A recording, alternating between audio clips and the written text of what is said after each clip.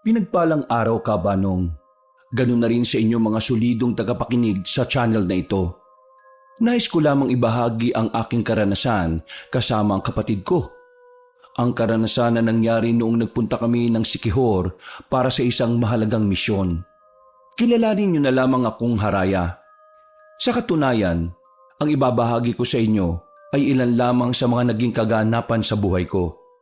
Pero ito ang pinakatumatak sa puso ko dahil mas marami akong natutunan dito. Capiz, 1995. Nakatira kami sa isang lugar na pagmamay-ari din ng mga angkan namin. Hindi naman sa pagmamalaki, pero noong araw, mayaman talaga ang pamilya namin. Bukod sa pagiging negosyante ng mga lolo at lola namin, kilala rin ang pamilya namin bilang tagapuksa ng mga aswang. Oo, Kabanong, tama ang nabasa nyo. Minsan sa probinsya ng Capiz, may pamilyang literal na pumapatay ng mga aswang. Ang pagiging manunugis at birador ay minana na namin. Noong panahon na yon, dalawa na lang kami ng kapatid ko ang pinakabata sa angkan. Kaya naman, isinabak na rin kami ng aming lolo para sa isang mahalagang misyon. Yun ay ang hanapin ng pinuno ng mga aswang na naninirahan naman sa probinsya ng Siquijor. Walang pagdadalawang isip naming tinanggap ang misyon. At dito na nagsimula ang hindi ko malilimutang karanasan. Ang sakit ng puwet ko, ate. Sobrang tagal kasi nating nakaupo eh. Ngayon, paano naman ang sasakit sa'yo? Kailangan natin maglakad. Wala tayong masasakyan. Narinig ko dun sa manong na kapag ganitong paggabi na, ibang ruta na ang dinadaanan ng mga tricycle. Ate, may matutuluyan na ba talaga tayo sa pupuntahan natin? Mapagkakatiwalaan ba yung mga makakasama natin dun? Baka naman mamaya niyan, may makaalam ng katauhan natin dun eh. Bago pa lang tayo pumunta dito sa Siquijor, kinuhaan na agad tayo ni Lolo ng matutuluyan. Kumbaga, may sarili tayong bahay doon. Mabuti naman kung ganun, ate. Ayoko nang maulit yung nakaraang misyon natin na kung saan-saan lang sa gubat tayo natutulog eh. Ibang misyon ang gagawin natin. Mas malakas ang makakalaban natin dito. Mas malakas? Kakayanin ba natin yun, te? Hindi naman ibibigay ni Lolo sa atin ang misyon na ito kung hindi natin kakayanin eh. Basta, makinig ka lang sa mga sasabihin ko, magtatagumpay tayo. Kasabay namin ng ibang tao sa paglalakad nung oras na yon. Pero nang tumagal na, kami nilang dalawa ng kapatid ko. Habang bitbit ang malaking bag, hawak ko naman sa kabila ang kapiraso ng papel. Nakasulat doon ng lugar at eksaktong address ng titirahan namin. Binilisan na lang namin ang aming paglalakad. Mabuti na lamang at merong napadaan na isang tricycle. Pinakiusapan ko ang matandang driver. Ayaw pa niyang pumayag nung una. Pero nang dagdagan ko ang ibabayad ko sa kanya, bigla-bigla na lang niya kaming pinasakay. Kabanong, wala kaming ideya ng kapatid ko kung anong magiging buhay namin sa Siquijor. Pero dahil nga nasanay na kaming sumabak sa mga delikadong misyon, ay nasanay na lang din kami. Simula nung 9 na taong gulang pa lang ako, sumasama na ako sa mga magulang ko kapag meron silang kinakalabang aswang. Si Bembong naman, 1 taon pa lang din mula nang mag-umpisa siyang sumama sa akin. Lahat ng lakad namin, nagagawa naming maipanalo. Nasanay na nga lang kami sa mukha ng mga aswang noon. Maraming salamat po. Agad na humarurot ang tricycle. Ate, ang laki ng binayad natin tapos umayag kang hanggang dito lang tayo sa bungad. Sana ipinasok na niya tayo sa loob. Mareklamo ka talaga kahit na kailan. Magpasalamat ka na nga lang kasi nakarating na rin tayo sa baryong to. Samantalang yung ibang kasabayan natin, baka hanggang ngayon naglalakad pa rin sila. Tara na, pumasok na tayo. Kailangan na nating makausap yung matandang babae. Binilisan na lang namin ang paglalakad. Magagabi na rin kasi at kailangan na rin makapagpahinga kahit papaano.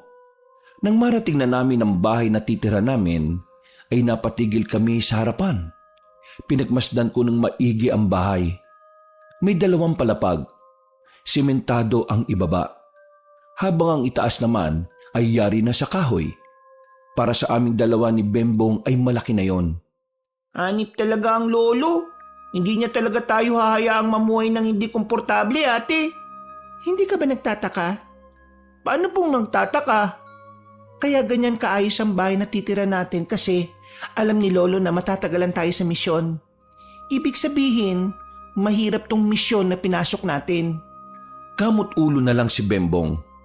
Papasok na sana kami sa bakuran nang biglang may dumating na matandang babae. Maputi na ang buhok niya pero malakas-lakas pa rin naman ang kilos. Nakangiti siya sa amin nang lapitan niya kami. Magandang hapon. Kayo na ba yung mga apo ni Don Gardo? Magandang hapon din po sa inyo. Opo, kami nga po ang apo ni Don Gardo. Halik kayo. Pumasok na tayo sa loob para makita ninyo. Pagkapasok nila sa loob ng bahay, Nilinis ko na ito nung nakaraang linggo. Pero nilinis ko ulit. Alam nyo kasi, mahalaga kasi sa akin ang bahay na ito kaya alagang-alaga ko. Kung hindi nyo na itatanong, si Don Gardo ay dati na rin namang tumira dito. May mga kasama siya noon, pero hindi ko naman kilala. Paano nyo naman po nakilala ang lolo namin? Taga-Kapis din kasi ako, iha. Magkaklase kami noon ni Don Gardo. Pero nang mag-asawa kasi ako, dito na ako sa Siquijor tumira. Dito na lang kami ulit nagtagpo ni Don Gardo. Ganun po ba? Mas maganda pa pala talaga na dito kami tumira kasi may kakilala pala ang lola namin dito. Iha, matanong ko lang, ha? Kayong dalawa lang ba talaga ng kapatid mo rito ang titira? Hindi nyo ba kasama mga magulang ninyo? Hindi po Nandito po kami kasi, may itatayo kasing negosyo si Lolo. Ako po ang magpapatakbo. Oo nga pala. Pamilya nga pala kayo ng mga negosyante. At ng manunugis po. Ha? Ano yon, iho? Huwag niyo po siyang pansinin. Minsan kasi papansin yan sigurado kong matutuwa ang batang yan dito. Maraming bata dyan sa labas kapag hapon. Ngayon kasi wala na, paggabi na kasi. Paano? Maiwan ko na kayo. Bayad naman na lahat. Kaya wala na tayong problema. Ang gusto ko lang, mapanatiling malinis ang bahay na ito. Kasi mas masarap huminga kapag wala kang nalalanghap na alikabok. Opo, makakaasa po kayo. Sakaling may mga katanungan kayo o may mga kailangan kayo, nasa kabilang bahay lang ako. Lakad ka lang dito ng kaunti. Yung pangatlong bahay na isang palapag lang pero mahaba, doon ako nakatira. kumaway pa sa amin na matanda. Inilapag na muna namin ang mga gamit sa gilid ng pinto. Sandali kong sinuyod ng tingin ng buong bahay. Kahit na may kalumaan na, nagmumukha itong bago dahil sa kalinisan nito. Ate, hindi natin natanong yung pangalan ng matanda. Si Aling Pina. Sinabi na sa akin ni Lolo yon. At siya nga pala, Bembong. Pigilan mo nga sarili mo na masabing manunugis tayo. Diyan tayo madadali sa ginagawa mo eh. Ay, pasensya na ate. Nadulas lang po talaga ang dila ko. Umayos ka ha. Seryosong misyon ito. Ito ang pinakamabigat nating misyon dahil pinuno ng mga aswang ang hahanapin natin dito. Kung nanggaling na pala si Lolo Gardo rito, bakit hindi pa nila tinalo yung mga aswang dito dati? Mapihira ka naman. Ang tagal na nung pumunta siya rito. Baka nga wala pa tayo sa mundo eh. Sadyang magkakilala lang talaga sila nila Aling Pina. O sige na, yakit na natin itong mga gamit natin para mamaya magpapahinga na lang tayo. Noong mga sandaling yon, magaan naman ang pakiramdam ko sa bahay Kabanong. Ramdam ko rin na mabuting tao naman si Aling Pina. Makalipas ang ilang minuto, naisalansan na namin ng maayos ang aming mga gamit. Bulagta kagad ang kapatid ko. Maaga siyang nakatulog dahil sa haba na rin ang biyahe namin. Habang ako, pinili kong magmuni-muni sa labas. Ugali ko na kasi talaga na kapag nasa ibang lugar ako, kailangan kong magmasid-masid sa paligid. Nang wala naman akong mapansing kakaiba, bumalik ako sa harapan ng pinto. Habang nakatambay doon, nakaramdam ako na parang may nakamasid sa akin. Hinawakan ko ang suot-suot kong kwintas. Sa puntong ito, kumpirmado ko nang may nakatingin sa akin. Sino yan? Nararamdaman kita. Nang makita ko na gumalaw ang halaman sa gilid, hindi na ako nagdalawang isip na puntahan yon.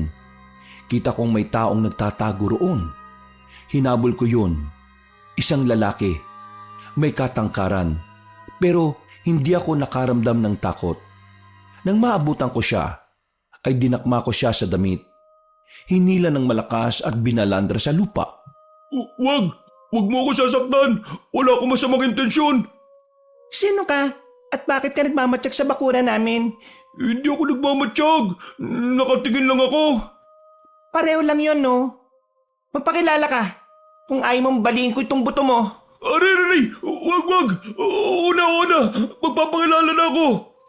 Buong pangalan. At kung anong ginagawa mo sa lipunan. Ha? Bakit ganun? Sumunod ka. Kung ayaw mong baliin ko talaga itong braso mo. Aray! Dandan! Aray! Ako si Jano. Nagtitinda ako ng uling sa palengke. Aray ko naman! Bakit ka nagmamatsyag? Hindi nga ako nagmamatsyag. Kukuha kasi sana ako ng tanglad sa likod ng bahay nyo. Pero nung makita kong may tao na, napatigil ako. Nakasilip lang ako sa halamanan kasi nakita kita. Nahiya akong lumapit Palagi kasi ako nakuha ng tanglad sa likod bahay ninyo.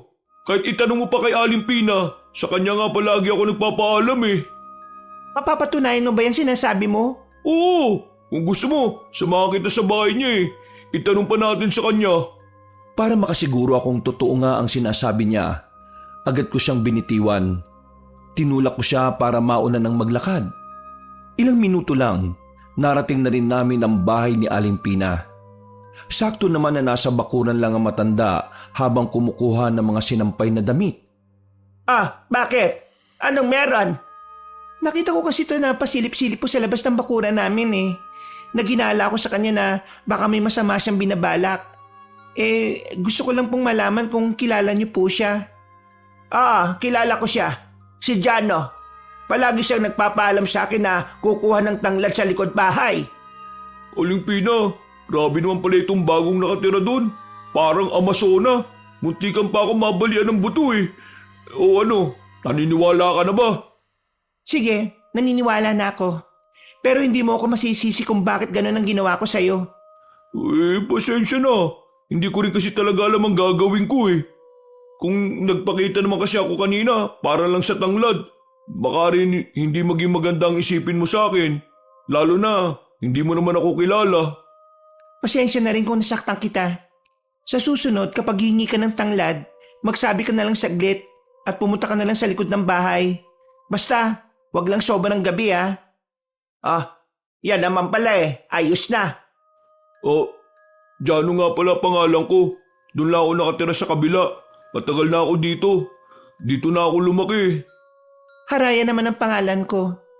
Kararating lang namin kanina. Aling Pina, sila ba yung sinasabi nila mag-joko na magtatayo ng negosyong sagingan? Oo, sila nga yon. Sakto. Kami pala yung pagkukuhanan nyo ng saging. Yung airpot ko, may malawak na taniman ng saging Saan ba kayo magtatayo ng tindahan? Hindi tindahan, kariton. Mas naisip ko kasi na maganda ang kariton. Para mas maraming tao ang pwedeng bumili. Kung nasa isang lugar kasi, kakaunti lang ang makakabili. Kariton? Seryoso ba? Kung sabi kasi nung nakaraan, malaking pera yung binagsak nyo kay airpot. Akala namin may pwesto kayo Ipagpalagay na lang natin na nagbabago ang sitwasyon depende sa lokasyon. Ganun ba? Di sige, kung yan ang plano nyo Pero hindi ba kayo malulugi? Hindi. Kapag naubos ang tinda namin, kukuha na lang kami ng kukuha sa inyo. Kumain na ba kayong dalawa? Kain na muna kayo. Hindi na po. Kailangan ko na rin kasing balikan ng kapatid ko Mag-isa lang siya sa bahay. Ay, kung sa bagay nga. Sige, basta kapag may oras ka, dalo ka minsan dito at kumain Ngumiti na lamang ako sa kanila kabanong. Nakahinga na rin ako ng maluwag. Buong akala ko kasi ay may asong agad na makakaalam na dumating na kami sa Siquijor. Mabilis na dumaan ang mga araw. Nagsimula na rin kami ni Bembong sa negosyo naming saging. Pero walang kaalam-alam ang mga tao na ginagamit lang naman namin ang negosyong yon para makapagmasid-masid sa paligid. Dahil ang totoong layunin namin ay mahanap kung sino ang pinuno ng mga aswang. Ate, sa dami ng pwedeng gawing pagpapanggap, bakit pagiging tindero pa ng saging? Hindi ko rin alam sa lolo natin eh. Basta, gawin na lang natin. Kung sa bagay, masarap naman ang saging. Pero, saan po tayo ngayon, ate? Kahit saan, maglilibot tayo. Kaya ikaw, ihanda mong anting-anting mo. Anumang oras, pwedeng mapalaban tayo.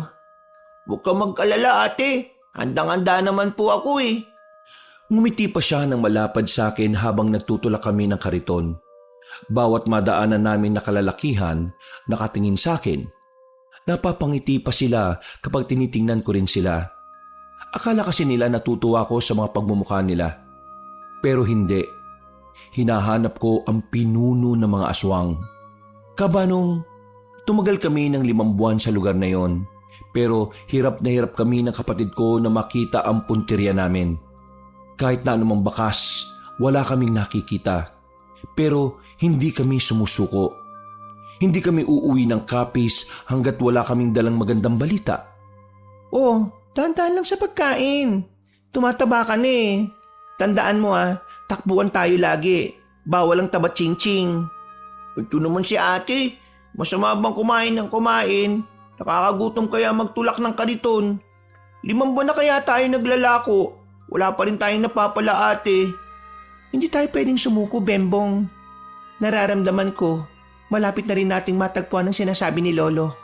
Nandito lang yun sa Sikihor. Maya-maya, biglang bumukas ang malakas ang pinto.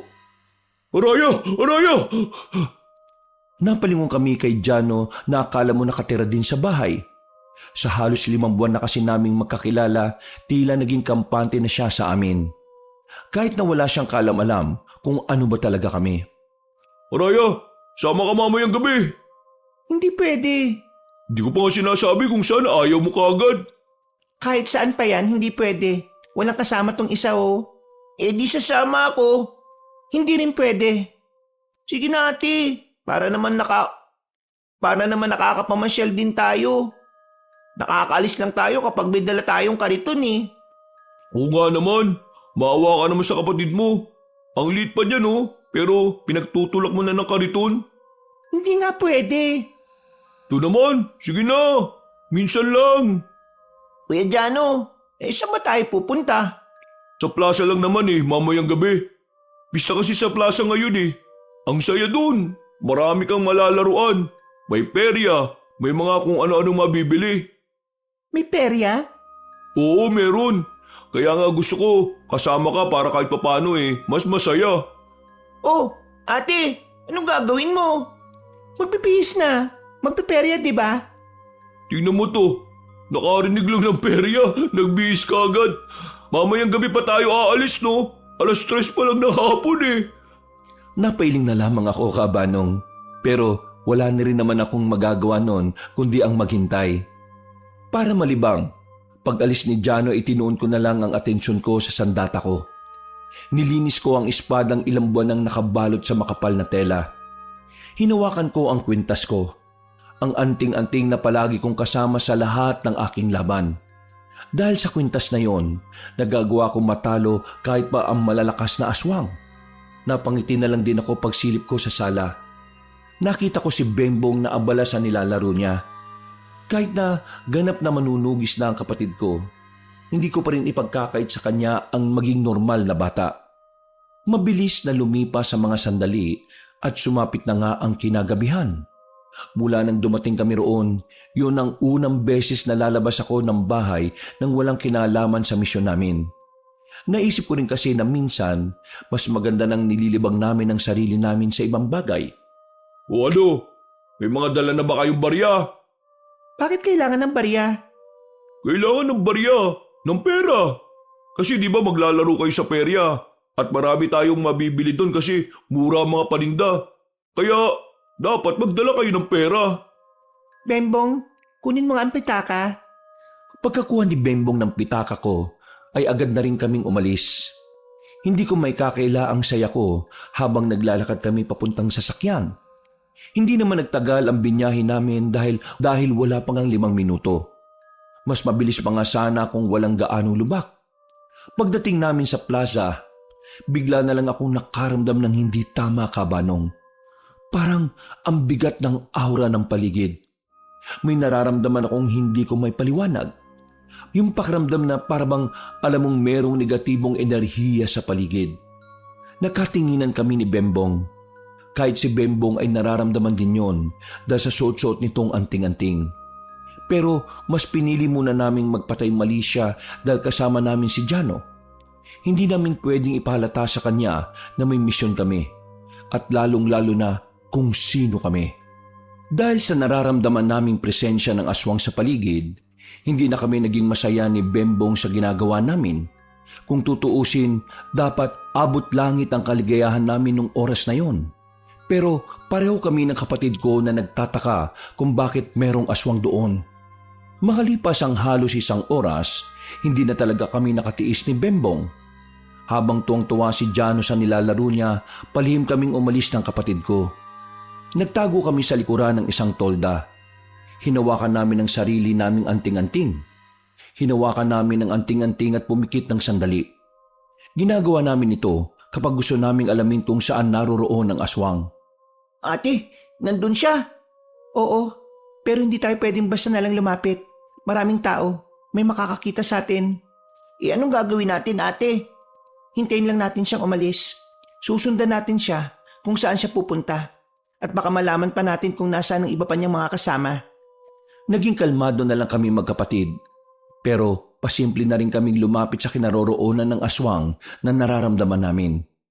Pagtingin namin sa di kalayuan, nakita namin ang isang lalaki. Kung kumilos ay parang normal lang. Pero dahil sa anting-anting na meron kami, hindi niya may tatago ang kanyang sarili. Mapayat na lalaki at matangkad ang naroon. Kaswal na kumakain sa tindahan. Paminsan-minsan, lumilingon-lingon siya sa paligid. Nang may mapadaan na buntis sa harapan ng lalaki, nakita namin siyang halos mabali na ang leeg sa kakalingon. Ate, mukhang puntirya niya yung buntis. Naalarma na kami nang umalis na sa kinauupuan ng lalaki. Kami namang magkapatid ay agad na kaming nagtakip ng tela sa mukha namin. Kabanong, nung mga sandaling yon, batid naming mapapalaban na kami. Kaya naman inihanda na namin ang aming sarili. Pero bigla kaming nagtaka nang mawala na sa paningin namin ang aswang. Sinuyod namin ang buong plaza. Pati na rin ang perya, pero wala na kaming makita roon. Ilang sandali lang, bigla na lamang may sumigaw na babae. Malapit lang yon sa kinalalagyan namin. Mabilis kaming tumakbo para puntahan yon. Pagdating namin, inabutan na namin ang babaeng buntis na wala ng buhay. Nakabulagta na siya sa damuhan. Nang itihaya namin, walang butas at wala ng laman ang tiyan niya. Bembong, mapapalaban tayo. Handa mong sarili mo. Gamit ang anting-anting, sinundan namin ang mga bakas ng dugo sa lapag. Nakarating na kami sa kagubatan. At habang hinahanap namin ang mga aswang, bigla na lamang may umatake sa amin. Hinihintay lang din pala kami. Muntikan na niyang tamaan si Bembong. Pero ang hindi alam ng aswang, si Bembong ang mas magaling sa aming dalawa pagdating sa pag-ilag. Makulit kang aswang ka, ha? Tumalon si Bembong palapit sa aswang. At dahil sa taglay niyang bilis, agad niyang sinuntok ang aswang sa panga. Hindi naman ako nagpahuli. Lumapit ako at sinipa ko yon sa pagitan ng hita. Nang mapalood na siya, sabay naming binugbog ang aswang. Pinagsasasapak at pinagsususuntok namin siya. Kung dala nga lang namin ang sandata namin, ay baka maaga na siyang kinuha ng impyerno. Hindi na siya makapalag. Nakaupo na lang siya at kahit tangkain niyang tumakas, hindi na rin naman niya kaya pang tumakbo o gumapang na mabilis. Sabihin mo sa amin kung nasaan ang pinuno ninyo. Pagsalita ka na kasi. Ang kulit mo naman kasi. Magsasalita ka, oh. Tumingin ng seryoso sa amin ang aswang at tumawa ng malakas. Humaba ang kuko nito at walang ano-ano'y ibinuo ng madiin sa sariling leeg. Ilang segundo lang ay agad na namatay ang aswang. Dismayado kami ng kapatid ko nung oras na yon. Hindi rin namin kasi inakala na gagawin yun ng lalaki. Kinitil niya ang sarili niyang buhay para wala kaming makuhang impormasyon mula sa kanya. Medyo nawindang kami sa nangyari. Sa ideyang mas pinili ng aswang na patayin ang sarili kaysa sumagot. Ibig sabihin lang noon ay matindi ang pagprotekta nila sa pinuno nila. Bumuntong hininga na lang ako. Kumakamot naman sa ulo ang kapatid ko. Dahil wala naman na kaming mapapala doon. Sinunog na lamang namin ang bangkay. Bumalik na muna tayo sa atin. Wala na tayong mahahanap na aswang dito. Nag-iisa lang yon. Paano naman si Kuya Jano? Pabayaan mo na siya ron. Sabihin na lang natin na nagkaroon ng emergency. Hindi man lang ba tayo magpapaalam? Kapag nagpaalam tayo, magpupumilit na naman yun eh. Hindi na kami bumalik sa peryahan. Nilisan na rin namin ang lugar na yon. Nakahanap naman kagad kami ng masasakyan nang makita namin ang ibang nakapila na tricycle. Nakabalik naman kami ng maayos sa aming bahay. Nakatulog agad si Bembong dahil sa pagod, na parabang wala itong kinalaban na aswang. Ako naman, nagmuni-muni naman ako sa tapat ng bahay habang kumakain ng natirang saging. Noong mga sandaling yon, ay hindi ko inakalang pupuntahan ako ni Jano. Ang buong akala ko kasi, nagbabad pa siya roon. Lumapit siya sa akin. Inabot niya ang isang babasaging pitsil. Nasa loob ang tubig. Kumuha ka na lang. Hindi naman ako nahingi ng tubig eh. Para sa'yo yan. Para sa akin. Oo, napalanunan ko kanina sa perya. Sigurado ka? Sa'yo na lang. 10 ganyan kasi ang naiuwi ko eh. 10? Grabe ka naman. Wala eh. Swerte eh. Ay teka, bakit na pala kayo umuwi nang hindi malang nagpapaalam sa akin? Sumakit kasi ang tiyan ni Bembong kanina. Kaya ayun, nagmamadali kaming makauwi para makadumi siya. Pasensya ka na. Hindi. Ayos lang naman. Wala kang dapat hihingi ng pasensya. Mas mahalaga pa rin ang kalusugan ng bata, no? Mabuti naman at naiintindihan mo. Pero, alam mo ba kung anong nangyari sa plaza? Ano? Sa may bandang likuran ng plaza, sa liblib na lugar, meron dong natagpuang patay. Isang babae. Tapos, wakwak daw yung tiyan eh. Buntis daw yung babae. Ang hinala ng iba, nako, inaswang. Nakakatakot no? Naniniwala ka sa aswang? Oo naman, naniniwala ako dun. Ang dami kayang aswang dito dati. Alam mo kung saan merong aswang? Malamang hindi. Takot nga ako sa aswang eh. O sige, umuwi ka na sa inyo. Baka mamaya kainin ka pa ng aswang sa daan. Uy, para tong sira. Sige na nga, uwi na ako. Yung pitsil ingatan mo Naglakad na paalis si Jano. Napatingin na lamang ako sa hawak-hawak kong pitsil. Napapangiti na lang ako dahil sa buong buhay ko, wala ko natatanggap na ganoon sa kahit na sino. Kinabukasan, maaga kaming gumising ni Bembong. Nakahanda na ang kariton namin na may saktong karga ng mga saging. Dahil kasi sa nangyari sa plaza, mas lalong lumakas ang paniniwala naming magkapatid na malapit na naming makita ang pinuno ng mga aswang. Dakong 8:00 ng umaga, nakaalis na rin kami sa baryo. Tulak-tulak ang kariton, kung saan-saan na naman kami gumala. Sobrang layo na ng narating namin, hanggang sa may mapuntahan na naman kaming isang baryo. Katamtaman lang naman ang laki ng baryo na yun. Ate, parang wala naman pong aswang dito eh. Hindi naman nagiging aktibo yung anting-anting ko. Hinaamoy yung boses mo. Mapapahamak tayo sa ginagawa mo eh. Ay, pasensya na ate Pagmasid ka, hindi tayo pwedeng maging kampante. Napatigil kami nang merong matandang lalaki na lumapit. Puti na ang buhok ng matanda, pero diretso pa ang tindig. Mukha ring alagang-alaga nito ang katawan dahil na rin sa pagiging maskulado nito. Nakangiti siya sa amin, sabay tingin sa tinitinda naming saging. Mabuti naman at may naligaw na rin na nagtitinda ng saging dito sa baryo namin. Napakadalang lang kasi ang mga nagtitinda ng ganyan na umaabot dito. Pero magkano bang isang piling? Kinikilo nyo ba yan? 20 pesos lang po ang isang piling. 20 pesos? Kahit ba ilan ang nasa piling at kahit ano ang laki? Opo. Haba, Siguradong marami kayong naibebenta, no? Hindi naman po, tama lang. Sa katunayan, kanina pa kami tulak ng tulak sa kariton namin pero hindi pa rin nauubos eh. Huwag kayo mag-alala. Marami naman akong bibilhin. 5 piling nga. Mahilig kasi ako sa saging eh. Ganun po ba? E di tamang-tama po. Agad kong inilagay sa plastic ang binili ng matanda. Hindi pa rin nawawala ang ngiti niya sa akin. Noong mga oras na yon, kahit ako'y hindi ko rin maintindihan kung bakit parang ang gaan ng kalooban ko sa kanya. Maging si Bembong din na hindi naman masyadong nakikipag-usap sa matatanda, parang komportable rin siya roon. Alam niyong dalawa, ang mga kagaya niyo ang may pag-asang umunlad.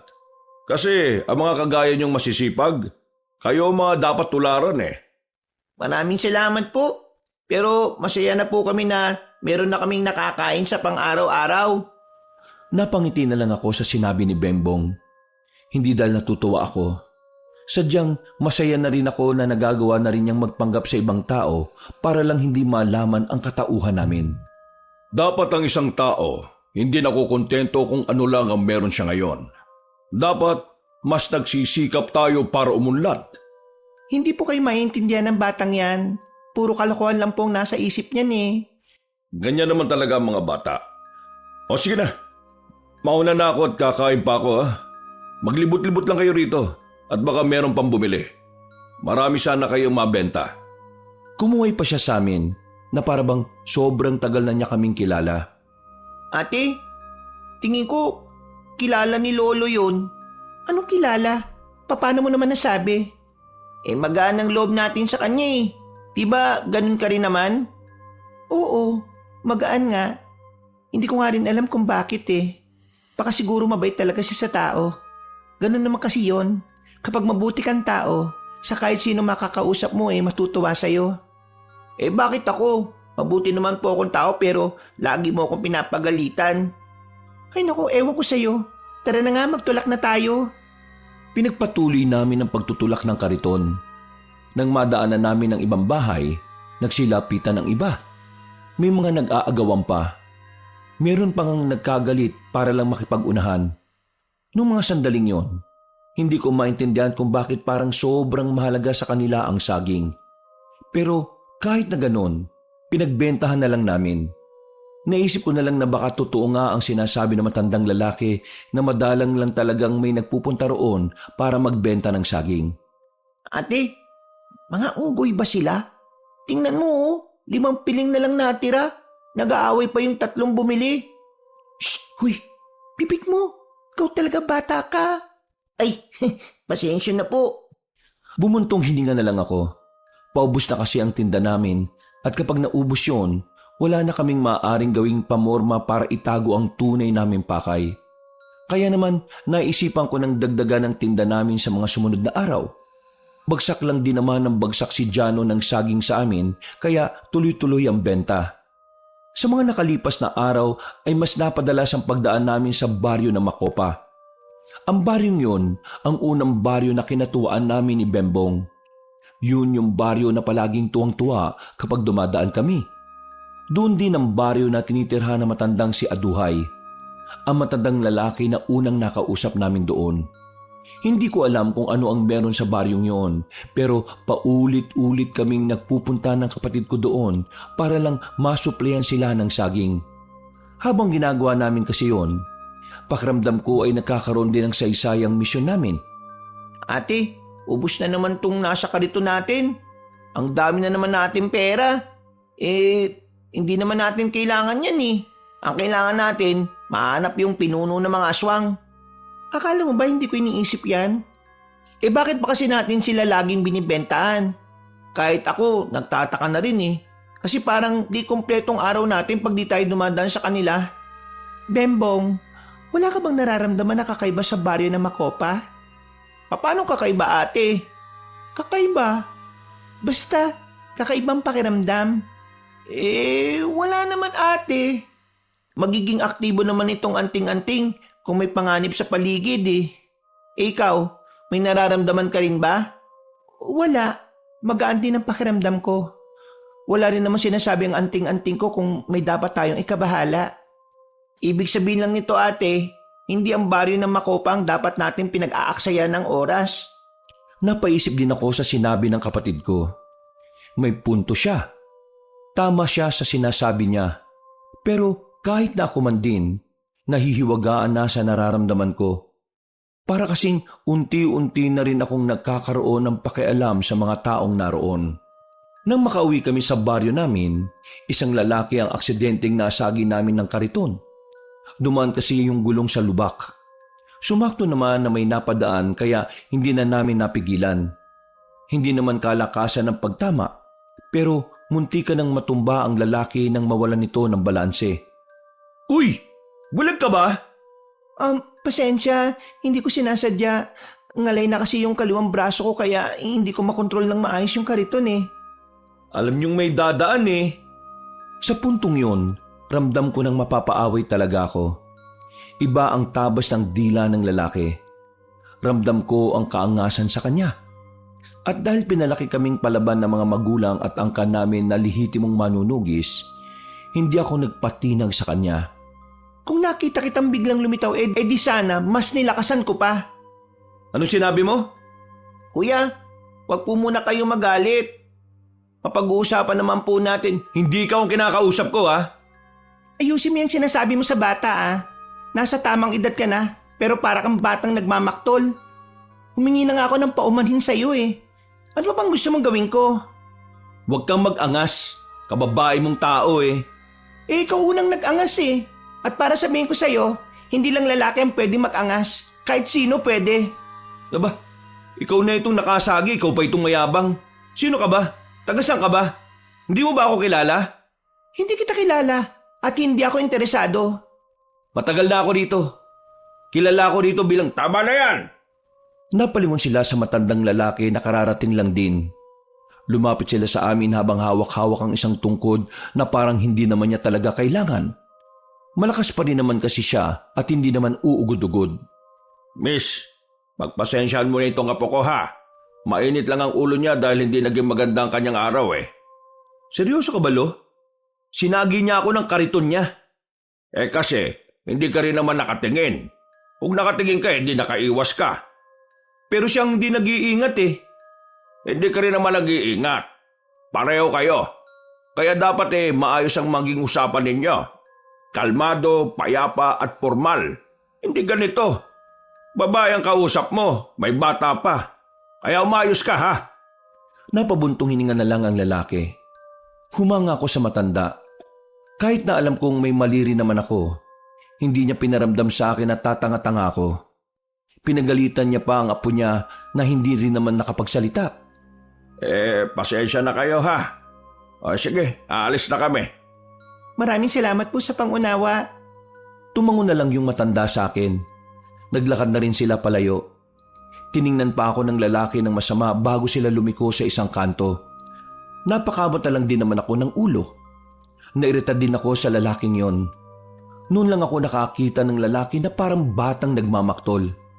Ate? Oh, bakit? Hindi mo ba nararamdaman? Ang alin? Yung anting-anting ko, naging aktibo habang kausap mo sila. Ha? Yung akin hindi naman.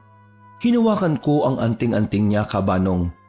Naramdaman ko na katatapos lang noon maging aktibo. Ibig sabihin lang noon, may naramdaman ang anting-anting na negatibong enerhiya ilang minuto pa lang ang nakalipas. Napaisip ako. Nanlalaki ang mga mata namin pareho nang mapagtanto na aswang ang matandang lalaki at ang binata. Anong gagawin natin, ate? Susundan man natin sila?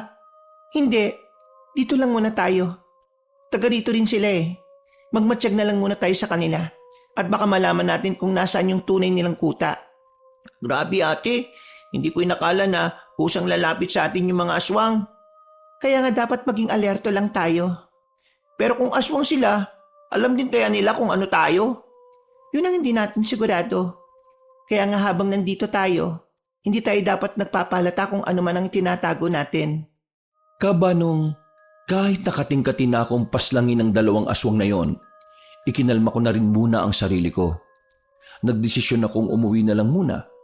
At dahil nga sa ideyang maaring mas dumami pa ang aswang na dumarating sa baryo, pasimple na rin akong naglagay ng mga pangontra sa mga bahay namin. Ang mga pangontrang yon ay natutunan ko pang gawin mula sa mga ninuno namin. Nung gabing yon, Araya! Oh, Aling Pina! Gabing-gabi na. Bakit hindi pa kayo natutulog? Nandito ako para sana kumustahin kayo. Ayos lang ba kayo rito? Ayos lang naman po. Bakit? May nangyari po ba? Ay, wala naman. Natanong ko lang naman. At ibibigay ko din pala itong ginawa kong suman. Kainin mo na yan ha, kasi baka masira na kinabukasan. Maraming salamat po, Aling Pina. naglakad na rin siya palabas ng bakuran namin. Tinikman ko kagad ang bigay niyang suman. Masarap, malagkit at matamis. Masasabi kong yun na ang isa sa pinakamasarap na suman na natikman ko. Kinabukasan, wala kaming lako ni Bembong. Ilalaan lang sana namin ang mga sandali para sa pagpapahinga. Maya-maya, Ate, ano bang meron sa labas? Bakit nang ingay? Tanghali na, Bembong. Bumangon ka na. Antok pa ako eh. Akala ko ba magpapahinga? Magpapahinga, pero hindi ko sinabi na higa ka buong araw. Kaya bumangon ka dyan. kumakamot siya sa ulo. Maya-maya pa ay hindi na kami magkarinigan nang tumapat na sa bahay namin ang parada. Sakto naman na dumating si Jano nung oras na yon. Ha? Anong sinasabi mo? Sabi ko, sama kayo sa akin. Sunod tayo sa parada. Ate, tara, sunod tayo. Hindi na nga sana ako papayag pero naisip ko na pagbigyan na lang si Bembong.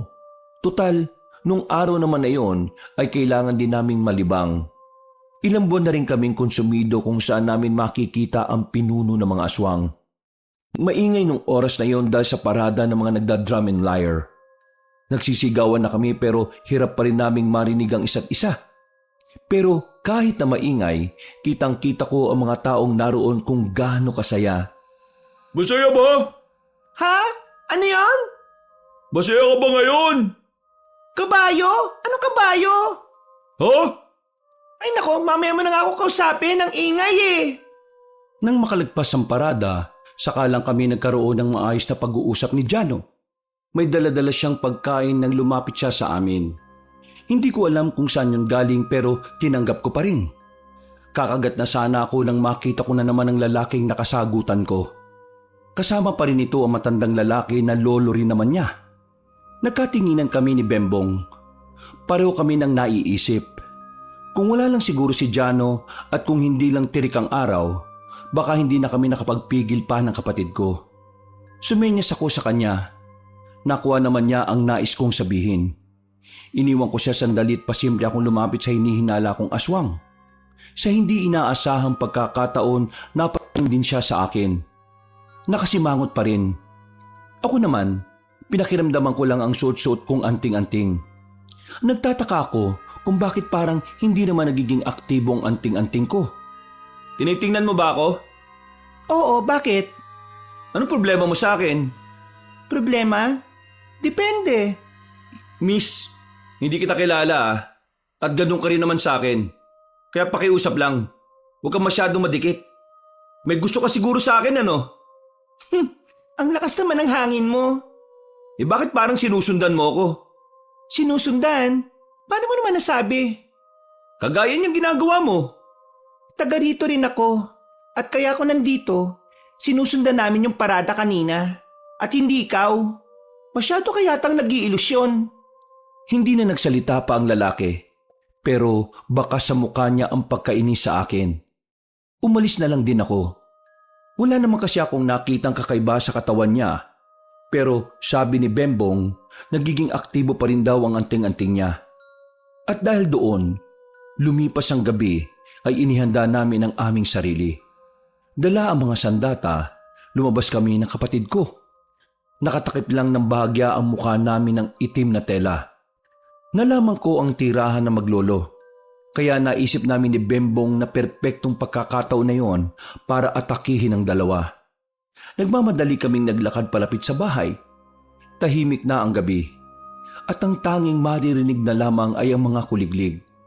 Nang ilang metro na lang ang distansya namin, nakita namin silang dalawa na lumabas.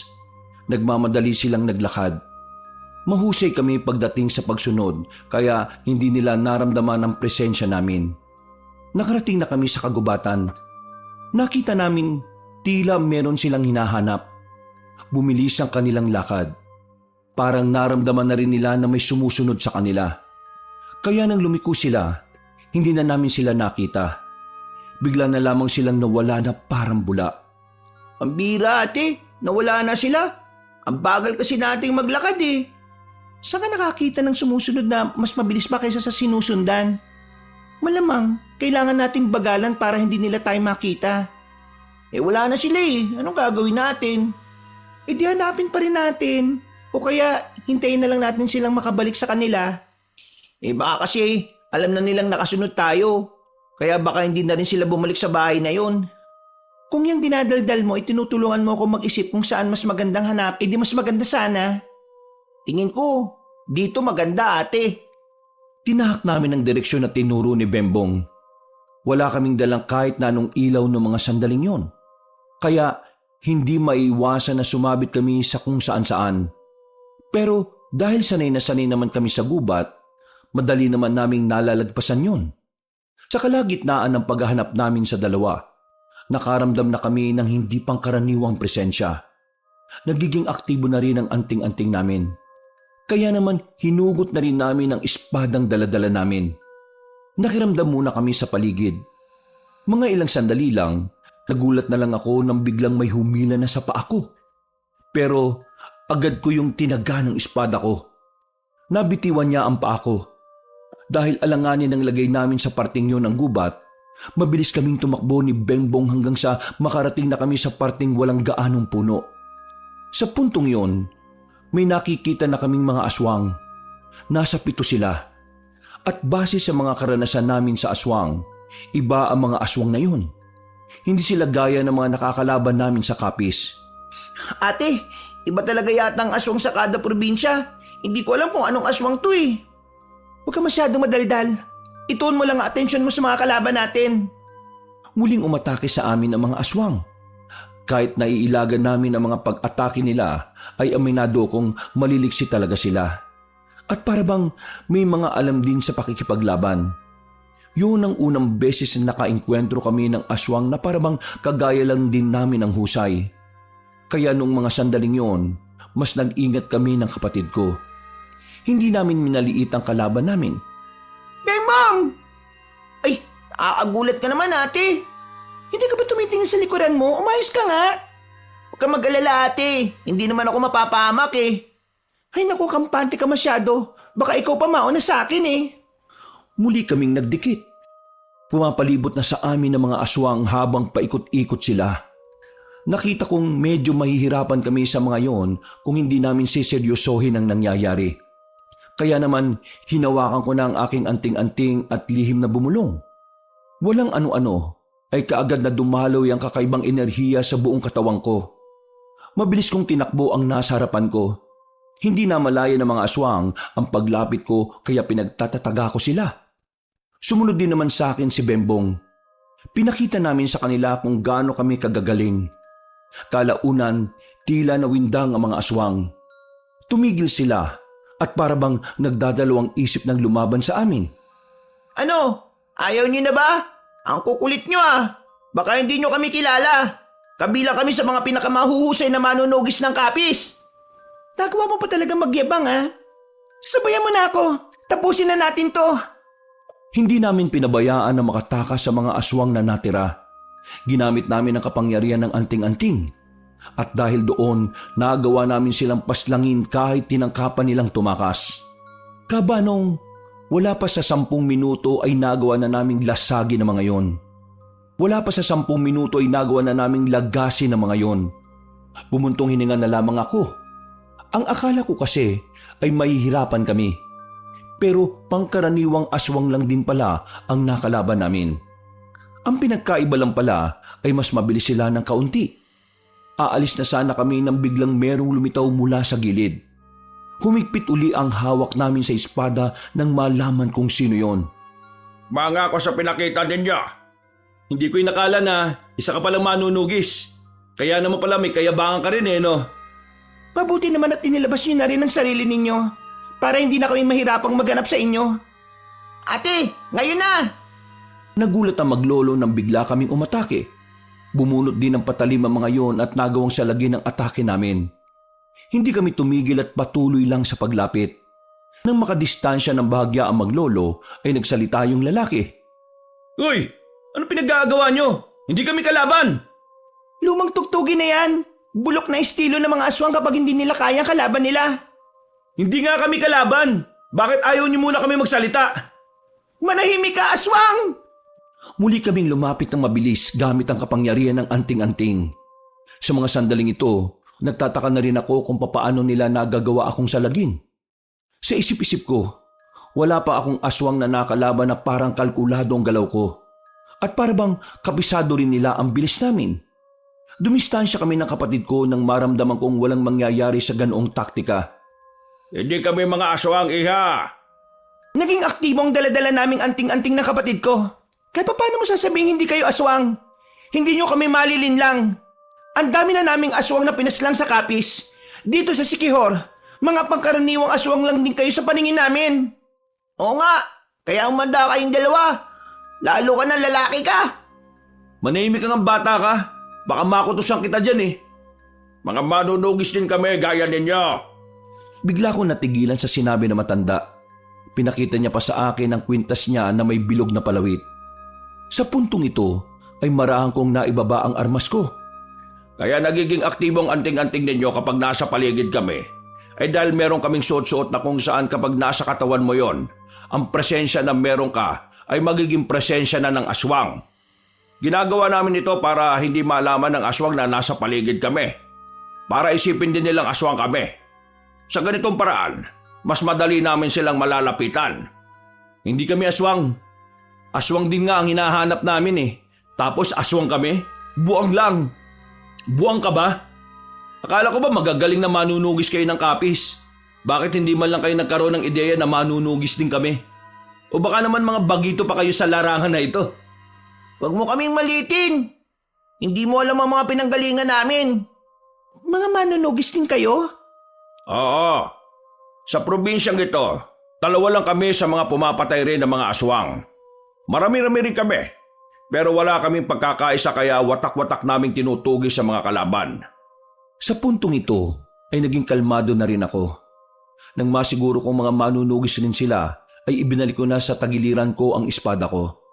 Sinenyasan ko na rin ang kapatid ko at sinunod din naman niya ako kagad.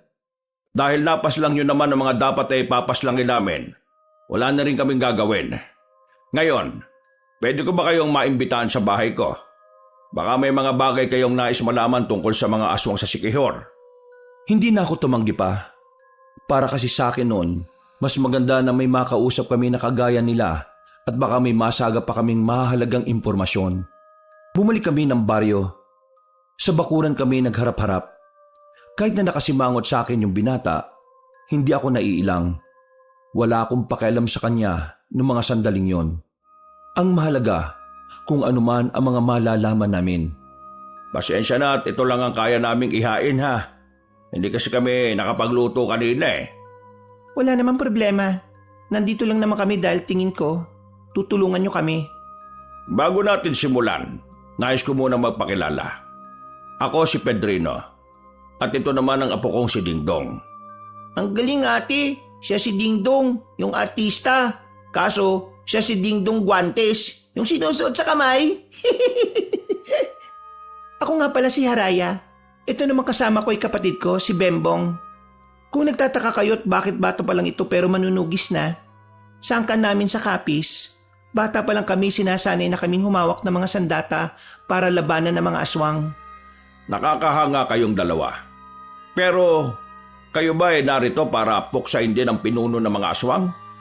Oo, yun na nga ang pakay namin dito. 5 buwan na kami sa probinsyang ito pero wala naman kaming makita. Pinadala kami ng lolo namin dito dahil malaking bantaraw ang aswang na yon.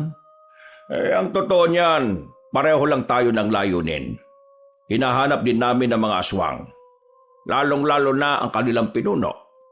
Iha, kung gusto mo, magtulungan na lang tayo. May sarili kaming layunin at paniniwala sa misyon na ito. na alam kong maaari makaapekto sa pagiging trabaho ng isa't isa. May kanang kamay ang pinuno ng mga aswang. Kanang kamay? Oo. At siya ang una naming tinutugis. Dahil minsan na rin namin siyang nakalaban. Malakas siya, mabilis, magaling din sa pakikipaglaban. Kapag nakuha natin siya, malaki ang tsansa na malaman na rin natin kung nasaan ang pinuno ng mga aswang. Lo, wag na natin pilitin kung ayaw. Baka umayag pa yan eh. Ding dong, alam mong hindi rin naman natin kakayanin kung tayo lang. Kailangan natin ng magagaling na gaya nila. Nakakalimutan mo na ba sa Kapis nagmula ang magagaling na manunugi sa bansang ito? Makikipagkaisa kami, pero sa isang kondisyon. At may kondisyon pa talaga ah. Ano bang kondisyon? Kami ang masusunod sa magiging lakad natin. Ano ka, sinuswerte? Gagawin mo kaming bata-bata mo? Kagaya nga na sinabi ko, iba ang paraan namin ng pagtugis. Mas mabilis kaming magtrabaho. Wala ng tseche-boreche. Sinasabi ko lang naman na gusto ko kami ang masunod para sa ilang sitwasyon na kailangan nating magdesisyon. Kung ayaw nyo, wala naman din problema sa akin. Kasi kahit kaming dalawa lang ng kapatid ko, kaya naman namin. Yabang talaga eh. Okay, sige. Papayag kami sa gusto mo. Lo, may lagnat ka ba? Bakit ka papayag? Kailangan natin ang makakatulong sa laban. Kung ano man ang inis na nararamdaman mo, pagpaliban mo na muna. Lalo na ngayon, hindi natin alam kung kailan sila nagiging onggoyo. Onggoyo? Anong onggoyo? Hindi ba to nabanggit ng sinasabi mong lolo? Wala siyang binanggit sa akin. Ang sabi niya lang ay may malakas na aswang dito sa Siquijor na kailangan mamatay. Ang onggoyo ay isang uri ng aswang na may kakayahang magpalit ng anyo bilang mabangis na unggoy. Aswang na may kakayahan na maging mabangis na unggoy? May ganon? Manunugis kayo pero hindi nyo alam ang lahat ng uri ng aswang? Dapat, kada probinsya, inaaral nyo kung ano yung mga aswang na maaari nyong makalaban. Ang unggoyo ay dito lang sa Siquijor makikita, iha. Dito sila nananatili. Dito nabuo ang kanilang angkan. Wala akong ideya sa kanila. Ngayon ko lang din niya narinig. At dahil ngayon mo lang ito nalaman, isa lang ang ibig sabihin nito. Kailangan mo talaga kami sa laban na ito. Ate, baka naman gawa-gawa lang nila yan. Hoy bata, anong sinasabi mong gawa-gawa? Mas matagal na kami sa mundo kaysa sayo, no? Kaya alam namin ang bagay na to. Mas matanda ka pa po pala sa akin. Pero para ka pong bata eh. Ang ingay mo. Bembong, manahimik ka na nga dyan. Opo ate. Sige po, mananahimik na po ako. Marami pa kaming napag-usapan ng mga sandaling yon. Marami din akong naalaman mula sa kanila. Mga impormasyon na higit na makakatulong sa misyon na ibinigay sa amin. Pagkatapos namin doon, nagpaalam na rin kami sa kanila. Habang naglalakad, ay naisip ko na mas magiging madali na para sa amin na tapusin ang misyon. Pero hindi pala yun ang mangyayari. Isang linggo lang ang nakalipas, marami na agad ang nangyari. May biglang lumitaw na biktima ng aswang. Ilan sa mga yon, patay na. Meron din namang mga nawawalang tao. Pero yung sinasabi nilang kanang kamay ng pinunong aswang, hindi naman namin mahuli-huli. Muntik-muntikan lang. Masyado kasi talagang mailap ang isang yon. Ate, isang linggo na natin kasama sila Mang Pedrino sa lakad natin pero wala pa rin nangyayari. Mas maganda siguro kung tayong dalawa lang eh. Nakita mo naman ang sitwasyon, di ba? 4 na tayong umahabol dun sa kanang kamay, hindi pa rin natin nahuli. Isa lang ang ibig sabihin nun. Hindi natin siya kaya kung tayong dalawa lang ang haharap sa kanya. Bakit kasi tayo pang pinaharap ni Lolo kung hindi rin pala natin kaya? May dahilan siya kung bakit. Pero sa ngayon, alam ko lang pinakakatiwalaan niya tayo sa misyon na ito. Kaya ikaw, huwag ka na magreklamo. Ayusin mo na lang ang suot mo at nang makapaglako na tayo. Maglalako? Hapon na ate. Magmula ngayon, hapon ang simula ng paglalako natin. Nagmamadaling nagbihis ang kapatid ko. Maya-maya lang din naman ay nakaalis na rin kami. Tulak-tulak na namin ang kariton. At habang tulak namin yon, ay parabang hinahatak na naman kami papunta sa baryo na Makopa. Ang mga saging na dala namin ay parabang sa baryo yun lang talaga nakalaan. Hanggang sa hindi na nga namin namamalayan, nakarating na nga kami doon. Sa labas pa lang, sinalubong na kagad kami ng residente. Kanya-kanya silang abot ng pera. Hindi na nila kinukuha ang sukli. Basta, diretso na lang sila kuha ng saging. Tumigil lang ang mga nagkakagulo nang dumating na si Mang Aduhay, ang pinakasuki namin. Nako, ilang araw yata kayong hindi napadaan Buti naman at napasyal na rin kayo. May mga bagay lang po kaming inasikaso. Kaya eto, ngayon lang ulit nakabili ng ipanglalako. At dahil ilang araw ko kayong hindi nakita, 10 piling na ang bibiling ko. Grabe naman po pala kayo, Mang Aduay. Ang dami niyong binili.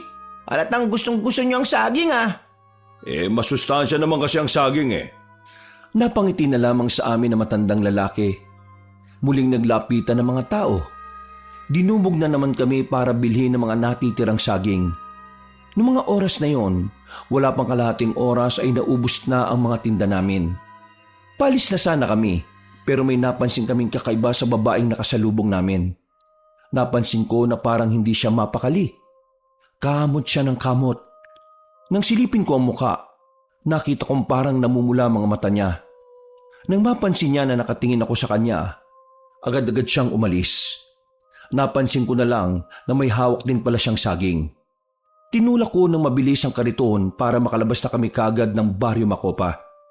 O ate, bakit ka nagmamadali? May naalala lang ako. Ano pong naalala niyo? Yung mga aswang na unggoyo.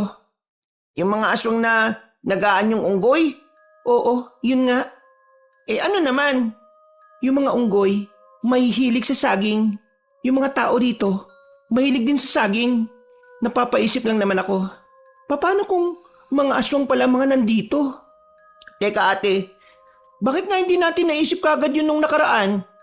Huwag ka na muna maingay. Para makasiguro tayo, kailangan natin bumalik ng bumalik para makapag-imbestiga.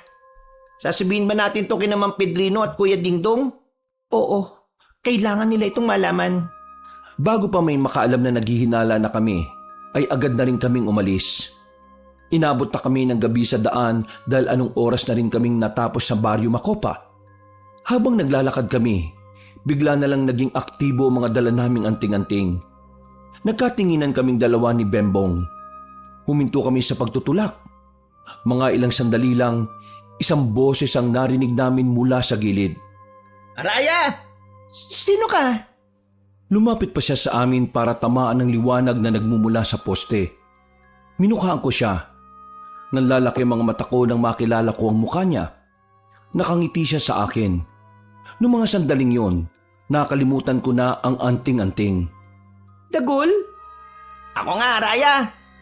Ate, magkakilala kayong dalawa? Siya ang kababata ko, matagal ko nang hindi nakikita. Mabuti naman at naalala mo ko. Kung akala ko nakalimutan mo na ako Anong nangyari sa'yo at bakit bigla ka nalang nawala noon? Anong ginagawa mo dito? Hindi ko alam kung ano sa mga tanong mo ang dapat kong unahing sagutin Pero gusto ko lang malaman mo na masaya ako makita ka ulit. Masaya rin ako makita ka matapos na mahabang panahon. Pero gusto kong marinig ang mga sagot mo. Ano Dagul? Bakit ka umalis noon? Anong nangyari sa buhay mo? Ano ka na ngayon? Hindi na malaga kung ano man ang nangyari noon. Ang malaga sa akin, magkakasama na tayo ulit. Ipagpapatuloy na natin ulit ang pagkakaibigan natin, Araya. Hindi mo pwedeng isama ang ate ko. Ate? Araya, may kapatid ka pala? Oo, kapatid niya ako. At kahit bata lang ako, hindi mo ako malilinlang. Hindi ko hahayaan na makuha mo ang ate ko. Aswang ka! Araya, ano sinasabi ng kapatid mo? Ate, gumising ka. Siya ang dahilan kung bakit naging aktibo ang anting-anting natin. Sa sinabing yun ng kapatid ko, para akong natauhan. Naalala ko ang anting-anting na nasa leeg ko. Sa mga sandaling yung kasi, aktibo pa rin yun habang kaharap ko ang kababata kong si Dagul. Dumistansya kami ng kaunti. Sandali, diyan ka na lang muna. Araya naman. Tagal nating hindi nakita tapos aakusahan lang ako ng kapatid mong aswang ako. Ano ba ang aswang na yan? Hindi pwedeng magkamali ang anting-anting namin. Aswang ka! Yun ang totoo! Dagul, anong nangyari? Bakit pumani ka na sa kasamaan? Ha? Ano bang sinasabi mo? Wala akong pinapanigan. Mabuti akong tao. Magsabi ka ng totoo, Dagul. Bakit ka sumali sa mga nilalang na yon? Hindi nga ako aswang. Tingnan mo nga kung mukha akong aswang. Ano bang anting-anting yung sinasabi nyo? Hindi ko kayo maintindihan eh. Bigla na lamang kinuha ni Bengbong ang espada niya na nakatago sa kariton. Itinutok niya yung kay Dagul. Napalayo naman ng bahagya si Dagul at nanlalaki ang mga mata. Pasensya ka na. Oo, matagal na kitang gusto makita. Pero mukhang magkaiba na ang landas na tinatahak nating dalawa. Anong ibig mo sabihin? Ibig sabihin lang, lagot ka na sa amin. Maniwala kayo sa akin, hindi ako aswang. Kinuha ko na rin ang espada ko. Sa pagkakataong ito, nakita ko na ang pangamba sa mukha ni Dagul. Wala siyang ginawang kahit na ano. Pero nagulat kami nang bigla siyang tumakbo. Takot na takot. Sinundan namin siya. Sumabit siya sa truck na napadaan. Nung oras na yon, Kabanong, litong-lito ko kung siya ba talaga ang kababata ko. Sobrang layo na kasi niya sa dati. At isa pa sa nakakapanggulo ng isipan ko ay kung totoo nga bang naging aswang siya. Ate naman, bakit hinayaan natin makatakas? Hindi na lamang ako nakapagsalita nung oras na yon. Aminado akong kasalanan ko kung bakit kami natakasan ni Dagul. Nagulat din kasi ako sa mga pangyayari. Hindi ko akalain na ang kababata ko na minsan ang naging bahagi ng buhay ko ay siya palang makakalaban ko. Pero kahit na ganon, may parte pa rin ng utak ko na nagsasabing baka nagkakamali lang kami ng iniisip. Nakauwi naman kami ng ligtas nung oras na yon. Pero hindi ako pinapansin ng kapatid ko. Yun ang unang beses na nangyari na parabang hangin lang ako sa kanya. Hindi ko na lang siya kinontra dahil may katwiran din naman si Bembong. Kinaumagahan, ganun pa rin siya sa akin. Mabuti na nga lang ay nagpunta na si Jano kaya kahit papaano ay meron akong nakakausap. Araya, sino pala yung dalawang lalaki na palagi nyo kasama nung nakaraan? Yung matanda yung isa? Sino yun? Si Mang Pedrino at Dingdong. Mga tindero din sila. Nakausap lang namin at napalagayan ng loob. Mukha kasi silang mga hindi gagawa ng mabuti. Yun ang akala mo. Basta, mag-iingat ka sa dalawang yun ha. Baka mamaya may gawing masama sa inyo ng kapatid mo yun. Naalala mo yung ginawa ko sa'yo nung unang beses tayo nagkita? Gagawin ko yun sa kanila kapag may ginawa silang hindi maganda sa akin. Lalong-lalo na sa kapatid ko. Kung sa bagay, ikaw nga pala yung tipo ng babae na hindi basta-basta naaapi. Ano palang meron at biglang napasyal ka dito sa amin? Tatanong ko sana kung maglalako ba kayo ng saging bukas. Ang dami kasing dating ngayong araw eh. Hindi na siguro muna. Bakit naman? Basta, huwag ka na magtanong. Anong klaseng kausap to? Labo? Napapailing na lamang si Jano sa akin. Ang bilis ko kasing tamarin sa pakikipag-usap sa iba. Dahil hindi nalabas ng kwarto si Bembong, inihabilin ko na muna siya kay Aling Pina.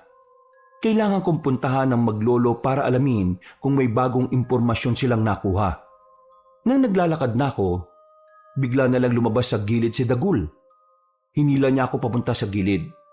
Agad naman akong dumistansya sa kanya.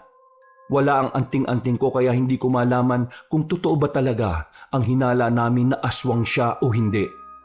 Ako to, yung kababata mo. Paano mo nalaman na dito ka nakatira? At saka, lumayo ka nga sa akin, aswang ka. Araya naman eh. Ang tagal kitang hinanap tapos nagpapaniwala ka lang sa kapatid mo. Hindi nagsisinungaling ang anting-anting namin. Aswang ka, Dagul. Ngayon, sabi mo sa akin kung nasaan ang iba mo pang kasama at ang pinuno ninyo. Kung talagang may pagpapalaga ka pa sa akin, lalo na sa pagkakaibigan nating dalawa, magsabi ka. Ano nga ituturo ko sa'yo? Wala nga akong alam sa sinasabi mo eh. Teka, paano ko ba mapapatunayan na hindi ako aswang? Alam ko na. Halika. Saan mo ko dadalhin? Di ba may palengke dyan? Kukuha ako ng bawang at kakainin ko pa mismo sa harapan mo. Huwag mo nga akong hawakan. Di sige. Mauna na ako maglakad. Kahit na meron akong pagdududa sa kanya, pinagbigyan ko pa rin siya ng pagkakataon na mapatunayan kung ano man ang sinasabi niya. Nagpunta kami sa palengke. Bumili kami ng bawang. Pinakita niya mismo na nasa bibig niya ang bawang. Nginuya niya pa at nilunok. O ano? Di ba ang aswang takot sa bawang? Kasi mapti sa balat at saka lalo na sa lalamunan. Oh, tingnan mo naman ang ginawa ko. Kinain ko pa. Kaya paano magiging aswang ako? Ang bira naman talagang buhay to. Oh. Hindi ka ba talaga aswang? Ay sus! Ang kulit mo naman. Hindi nga. Baka naman kasi nung sinabi niyong naging aktibo yung anting-anting nyo, may aswang talaga sa paligid. Pero hindi ako yun. Araya, makinig ka naman sa akin. Marami akong gustong ikwento sa'yo eh. Pero makukwento ko lang yun sa'yo kung aalisin mo yung pagdududa mo sa akin. Huminga ako ng malalim, Kabanong. Hindi ko rin alam kung bakit sobrang bilis ko siyang pinagkatiwalaan noon. Nangyayain niya kasi akong pumunta sa ilog para magmuni-muni. Sumama naman ako sa kanya kaagad. Ang dami naming napag-usapan. Karamihan, binalik lang namin yung mga ginagawa namin nung bata pa kami. Masaya ang usapan namin. Parang naging bata uli kami. Lalo na nang magbasaan kami ng tubig. Ang bilis ng panahon ano? Parang dati, naalala ko pa. Ang babata pa natin. Wala tayong ibang iniisip na pinoproblema, kundi yung paglalaro lang natin. Pero ngayon, kakaibang laro na yung hinaharap natin eh. Yun ang hamon natin sa buhay. Kaya ikaw Araya, palagi kang mag-iingat kung ano man ang mga lakad mo. Kung may ginagawa ka man na alam mong delikado, ay nako, itigil mo na. Kasi maikli lang ang buhay natin eh. Sa halip na mangamba, mas piliin na lang natin maging masaya. Hindi ako nagsalita. Pakiramdam ko kasi pinapatigil niya ako kung ano man ang ginagawa ko. Na parabang may alam talaga siya kung anong mga ganap ko sa buhay. Kaya kahit nagtitiwala na ako sa kanya noon, hindi pa rin mawala-wala sa isipan ko na parang meron siyang itinatago. Dagul, totoo ka ba sa akin? Ha? Oo naman. Ano bang klaseng tanong yan, Araya? Kung sakali man na totoo ka sa akin, gusto ko na tahakin mo ang payapa at maayos na buhay. Matagal tayong hindi nagkita. Halos 2 dekada rin. Kaya yung mga taon na wala tayong koneksyon sa isa't isa, gusto ko sanang ituloy bilang magkaibigan tayo. Pero mangyayari lang yon kapag alam kong nasa maayos ka na kalagayan at kabutihan lang ang ginagawa mo. Ito naman, kung makapagsalita, akala mo naman talaga, isa akong preso na nakatakas sa kulungan eh. Wala ka pa rin bang tiwala sa akin, ha, Raya? May tiwala ako sa'yo.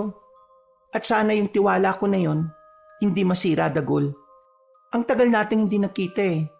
Pero wala ka pa rin sinasabi sa akin tungkol sa kung ano man ang nangyari sa buhay mo. Lahat ng napag-uusapan natin ay kung ano tayo noon. Wala akong narinig sa'yo kung ano ka ngayon. Kabanong, nung mga oras na yon, alam kong may hindi talaga siya sinasabi. Nababasa ko sa mga mata niya na nagpipigil siyang tapatin ako sa bagay na hindi ko naman alam. Tumingin siya sa akin ng seryoso. Natagpuan ko na lang ang sarili kong nakatitig sa kanya habang papalapit ang mukha niya sa akin. Nang maglalapat na ang labi namin, nakaramdam ako na parang may tumusok na karayom sa liig ko. Napatayo ko nang makita kong kakaibang ngiti ni Dagul. Ang kaso, nahihilo na ako nung oras na yon. Anong ibig sabihin nito, Dagul? Ay, nako talaga. Kahit na kailan, ang mga babae, napakadaling utuin. Alam niyo kung bakit palagi kayong naloloko ng mga kalalakihan? Kasi, kaunting bulaklak na salita lang, bumibigay na kagad kayo. Mga inutil talaga kayo eh. Sino ka? Hindi ko si Dagul. Bakit gamit-gamit mo ang mukha niya? Araya, ako pa rin naman to eh. Ang pagkakaiba lang, hindi na ako yung batang nakilala mo noon. Iba na ang landas na tinahak nga natin. Ikaw, mas pinili mong maging manunugis at pumatay ng mga aswang. Ako naman, mas pinili kong maging aswang at pumaslang ng mga taong kagaya mo. Bakit? Bakit ka napunta sa ganyan? Bakit ka humantong sa ganyan, Dagul? Bakit? Dahil pinagkaitan ako ng mundong ito. Mula nung tanggalin ng lolo mo sa trabaho ang tatay ko noon, nagkandal leche-leche na ang buhay namin. Namatay ang nanay ko sa sakit at wala kaming perang pampagamot. Pero kung hindi sana tinanggal ng lolo mo ang tatay ko, may sasalba pa sana namin ang nanay ko. Ang tatay ko naman, kinitil ang sarili niyang buhay dahil hindi niya matanggap na inalis siya sa trabaho. Dahil wala namang maayos na dahilan. Mula nang mawala mga magulang ko, para akong daga na pakalat-kalat. Tapos ngayon, tatanungin mo ko kung bakit ako napunta sa kadiliman? Tanungin mo ang lolo mo at baka alam niya ang sagot. Napahawak na ako sa ulo ko nung maramdaman kong medyo kumirot. Pagtingin ko kay Dagul, mas lalo na siyang umiikot sa paningin ko. Ngayon, iisa-isahin ko na ang angkan nyo. Isusunod ko na sa'yo yung kapatid mo na madaldal. Wag gawin. Hindi ko na naituloy ang sasabihin ko nang bumagsak ako sa lapag. Tuluyan na akong nawala ng malay. Nagising na lamang ako na nakahiga sa isang matigas na papag. Masakit ang ulo. Para akong nakainom ng maraming alak. Pagtingin ko sa paligid ko, nakita ko na lang si Dagul na nakaupo sa gilid. Kasama na niya ang isang matanda na sobrang pamilyar sa akin. Napamulagat ako ng mga mata ko dahil hindi ko alam kung bakit kasama niya ang kababata ko. Ngumiti pa siya sa akin. Kagaya ng ngiti tuwing bumibili siya sa akin ng saging. Mabuti naman at gising ka na, Iha. Akala ko wala ka ng pulso Anong ginagawa mo dito, Mang Aduhay? Ginagawa ko rito? Dagul, paliwanag mo nga sa kanya kung ano ang ginagawa ko rito. Si Mang Aduhay, siya lang naman ang pinuno ng mga aswang. Ha? Pinuno ng mga aswang? Anong ibig sabihin nito, Mang Aduhay? Nagulat ka ba, Iha? Sumagot ka. Ikaw ba talaga ang totoong pinuno ng mga aswang? Oo, ako nga. Ako nga ang pinuno ng mga aswang. Ang pinuno na hinahanap ninyo. Pinagmukha mo lang pala kaming tanga ng kapatid ko. Hindi kasalanan ni pinuno kung masyado kayong madaling utuin Kaso kasi, kaunting pagpapakitang tao lang Nauhulog na kayo kagad.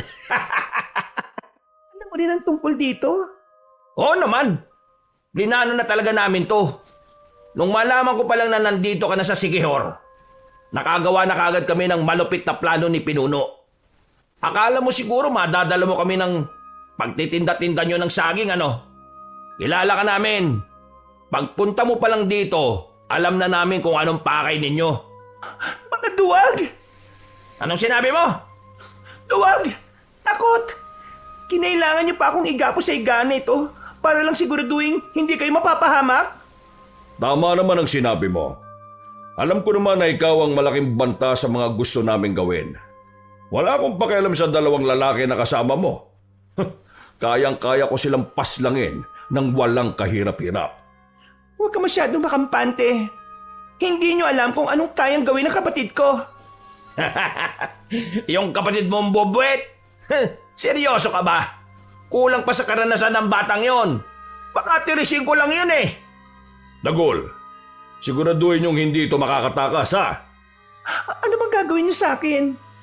Ikukulong ka lang naman namin dito hanggang sa matapos na namin ang lahat ng dapat gawin sa labas. At kapag ayos na ang mga bagay-bagay, magiging isa ka na sa amin. Kailangan namin ng isang manunugis na pwedeng gawing aswang bilang mandirigma. Hindi mangyayari yan. Kahit na mamuti pang mata mo. Ngumiti na lang sa akin si Mang Aduhay. Kung noon ay gumagaan ang pakiramdam ko kapag ngumingiti siya, ngayon ay galit na ang nararamdaman ko. Lumabas ng silid si Mang Aduhay. Ang naiwan na lamang ay ako at si Dagul. Tiningnan ko siya na masama. Huwag mo nang tangkain pang makatakas dito. Wala ka rin magagawa. Wala na sa'yo ang anting-anting mo. At hindi na yun may babalik pa sa'yo kahit na kailan. Saan niyo dinala ang anting-anting ko? Hulaan mo! Walang iya ka. Kung alam ko lang na naging demonyo ka na ngayon, di sana matagal ko nang kinalimutan ng pagkakaibigan natin. Di sana hindi na kita hinintay. Aba, kasalanan ko na naman ba? Pinili mo yan Sinubukan kong magpumiglas ng mga oras na yon, Kabanong. Pero masyadong maigpit ang pagkakagapos nila sa magkabilang kamay at pako. Habang si Dagul, patawa-tawa lang siya sa gilid. Kung makakalapit lang talaga ako sa kanya noon, mabubungi siya sa akin. Sabit mo, Unggoyo ba ang tawag sa inyo? Ha! Ang galing mo naman. Paano mo nalaman yan? Akala ko talaga wala kang ideya sa mga kagaya namin eh. Anong klaseng aswang kayo? Bakit hindi kayo tinatablan ng bawang? Bakit hindi nararamdaman ang anting-anting namin ng mga nasa baryo ng Makopa? Kaming mga unggoyo ay may kakayahang itago ang presensya namin. Hindi kami tinatablan ng mga anting-anting na yan. Mga unggoy pala kayo eh. Kaya naman pala mahihilig kayo sa saging. Heh, buti naman eh, habang tumatagal naiintindihan mo na rin ang sitwasyon. Nakakahanga ka naman. Marunong ka rin naman palang mag-isip. Dagul, kung ako sa'yo, magbago ka na ngayon pa lang. Dahil magsisisi ka sa bandang huli. Wala akong pagsisisiyan. Masaya ako nakikitang unti-unting nangyayari ang pagiganti ko. O, paano? Diyan ka na muna. Huwag kang tatakas ha. Ang daming nagbabantay sa labas. Ngumiti pa siya sa akin ng nakakaloko. Pabagsak niyang isinarado ang pintuan. Bumuntong hininga na lamang ako. Sinuyod ko ng tingin ng buong paligid. Pero kahit na anong tingin ko, ay wala akong makitang pag-asang makakatakas ako sa pagkakagapos. Walang kagamit-gamit doon. Nagsarado na lang ang kamao ko. Ang tanga-tanga ko nun. Kung nakinig lang sana ako agad sa kapatid ko, Kabanong, hindi sana nangyari sa akin yun. Lumipas ang mga oras. Naririnig ko nang umaalulong ang mga aswang sa labas. Sumapit na pala ang kinagabihan. Bagot na ako sa kinalalagyan ko. Hindi ko na alam ang gagawin ko. Wala rin kasi ang anting-anting. Wisit na buhay talaga to. Dapat talaga matagal ko nang kinalimutan ng siraulong yan eh. Humiga na lang ako. Ang akala ko, wala nang pag-asa na makaalis ako ron. Hanggang sa bigla na lang akong may narinig na kalabog sa labas ng pintuan. Napabangon ako ulit, Kabanong. Nang bumukas ang pinto, nakita ko si Bembong. Ang mga aswang na nagbabantay ay nakabulagta na. Pumasok siya kaagad at kinalaga ng pagkakagapos ko. Nakahinga ako ng maluwag. Buo talaga ang tiwala ko sa kapatid ko. Kahit kasi bata pa lang siya, kayang-kaya niyang lumusob mag-isa. Pero ginagawa niya lang yun kapag nasa panganib ang buhay ko. Maraming salamat dumating ka, Bembong. Hindi ko alam ang gagawin ko. Ikaw naman kasi, ayaw mo makinig sa akin eh. Niloko na nga tayo ni Mang Aduay tapos nagpaloko ka rin sa kababata mo. Mamaya mo na ako awayin. Umalis na muna tayo dito. Wala si Mang Aduay at ang kababata mo. Nakita ko silang umalis kaya ako nakapasok na madali. Kunin muna natin ang anting-anting mo bago tayo umalis. Saan ko naman hahanapin yon? Naalala mo ba yung sinabi ni Lolo sa atin? Na kung sakaling mawala yung isang anting-anting, kaya nitong hanapin ng kapwa anting-anting niya. Mahahanap siya ng anting-anting ko. Tama. Gagamitin natin ang anting-anting mo para malaman kung nasaan ang anting-anting ko. Umalis na muna kami sa silid na yon. Nagawa naming makalabas doon nang walang nakakakita sa amin. Paano ba naman, Kabanong, lahat ng nagbabantay pinaslang na ng kapatid ko? Kahit na alam kong kaya niyang gawin yon, iniisip ko pa rin kung paano niya yun nagawa. Nakahanap kami ng tamang pwesto.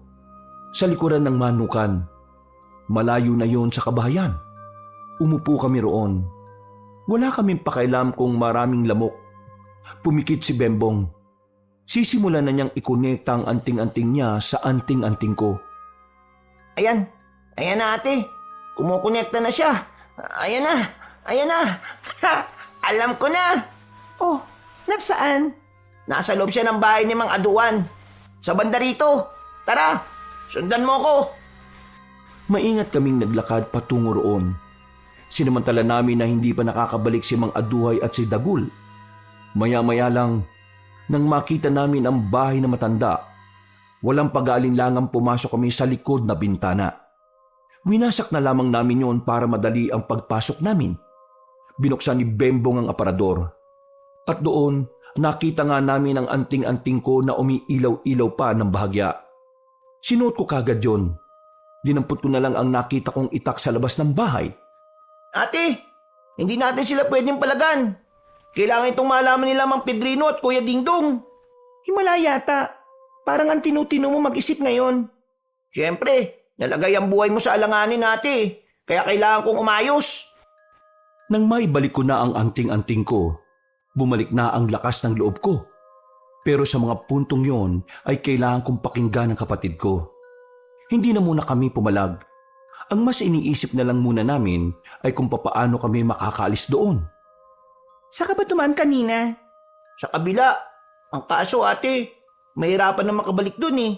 Nasa tiyempo lang akong kanina na umalis yung nagbabantay sa bungad. Mas mainam yata kung sa gawing ito tayo dumaan. Wag ate, galing din ako dyan kanina eh. May mga nakita ko mga nakabantay dyan. Hindi lang natin makita kasi madilim. Pampihira. Saan naman tayo ngayon dadaan ito? Doon ate. Nakadaan ka na ba doon? Hindi pa. Pero base sa nakikita natin, parang wala namang nagbabantay. Huminga ko ng malalim. Inihanda ko ang hawak-hawak kong itak. Nagsimula kaming maglakad palapit doon. Pagdating namin, may nakita kaming dalawang aswang na nakaupo sa gilid. Sinadya nilang nasa dilim sila para hindi sila makita. Buti na lang ay naramdaman agad yun ang dala naming anting-anting. Gumilid kami. Iniisip namin kung papaano kami makakalis doon nang hindi kami namamalayan o nakikita. Pagakbang pa lang ni Bembong ng paa, nakalika na kagad ito ng tunog nang maapakan niya ang tuyong dahon. Nalaman ng mga aswang na nasa likuran kami ng halamanan. Umalulong agad ang mga ito para magbigay hudyat sa mga kasama nila. At sa mga sandaling yun, wala na akong sinayang na pagkakataon. Lumabas ako ng pinagtataguan ko at walang pagdadalawang isip na nilapitan ko ang dalawang aswang. Bago pa man makalapit si Bembong, pinaslang ko na agad ang mga yun. Narinig na namin ang magkakasunod na alulong ng mga aswang. Sa puntong yun, kinailangan na naming umalis dahil anumang oras ay madaratnan kami ng mga aswang doon. Pero hindi pa man kami nakakalayo. Naramdaman na lang namin na meron nang nakasunod sa likuran. Ate, kailangan natin silang harapin. Kung hindi, baka madala natin sila sa baryo natin. Susundan nila tayo eh oh. Sige na, mauna ka nang umalis. Akong bahala na sa kanila. Ate, kaya nga kita niligtas para di ka mamatay tapos ganito rin pala ang mangyayari. Sasamahan na kita sa paglaban sa kanila. Ang kulit mo naman. Makinig ka na lang sa akin, pwede? Ate naman, nung ikaw di nakinig sa akin, napahamak ka. Oo na, sige na. Sumama ka na rito. Wala na akong nagawa kundi ang pumayag sa kagustuhan ng kapatid ko, Kabanong. Maya-maya lang din ay naramdaman na naming tila nakapalibot na sila. Ang kanilang mga angil ay tila nagdudulot na sa amin ng pangamba. Yun ang unang beses na parang kinakabahan kami sa kalaban naming aswang. Bagay na hindi naman namin nararanasan nung nasa kapis pa kami. Ate, naging unggoy na yata sila. Unggoy ang tawag sa kanila. Mga aswang na nagkatawang unggoy. Malamang magiging unggoy sila. Hindi nagtagal, lumusob na sila sa amin. Mabilis sila.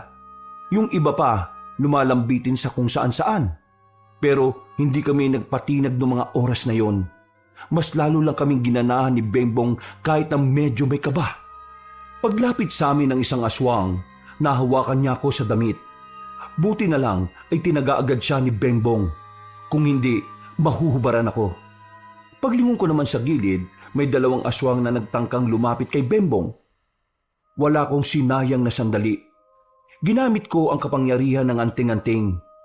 Nagawa kong salagin yun at napatay ko ang dalawa. Sa mga sumunod na sandali ay mas lalo silang naging mabilis. Pero dahil sa anting-anting ay hindi kami nadedihado sa laban. Pero kahit na nakakalamang kami, hindi kami naging kampante. Alam namin na anumang oras maaring magbago ang ihip ng hangin. Ayang kaya naman natin, ate. Hindi sila maubos. Kailangan na nating umabante. Sa ibang direksyon na lang tayo dumaan para hindi na natin sila madala sa baryo. Umabante na kami ng mga oras na yon. Pero habang umuusad kami, sumusunod din sila sa amin. Parang lalo silang nadadagdagan kapag may napapatay kami sa kanila. Habang tumatagal, unti-unti kong nakikita na kung magpapatuloy ang pagdami nila, mahihirapan na rin kami ng kapatid ko.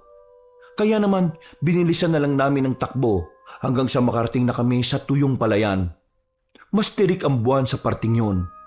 Kaya malaking tulong yun sa amin dahil makikita na namin kung saan nanggagaling ang mga aswang.